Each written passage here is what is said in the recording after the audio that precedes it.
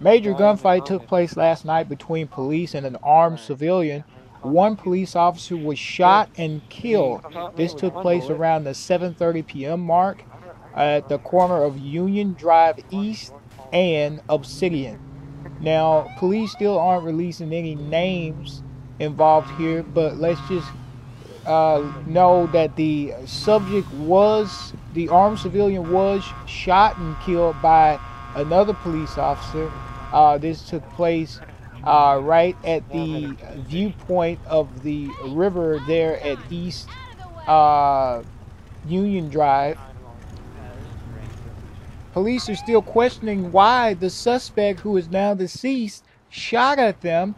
This all started earlier off where police attempted to make a traffic stop on this guy for speeding earlier over on Columbus Avenue southbound.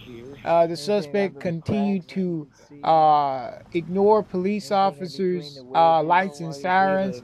He led police officers on a major, within a major pursuit, wild goose chase throughout the Algonquin area, where it ended off in the Middle Park East area, right here located at Middle Park East and Obsidian, where the suspect went down at the bankment there by the Riverview and started opening fire on the officers. The supervisor was on the scene at the time. The officers, as you can see, here's where the suspect was standing on the stairs, opening fire at officers. Another officer returned fire and killed the suspect. Police helicopters was called in.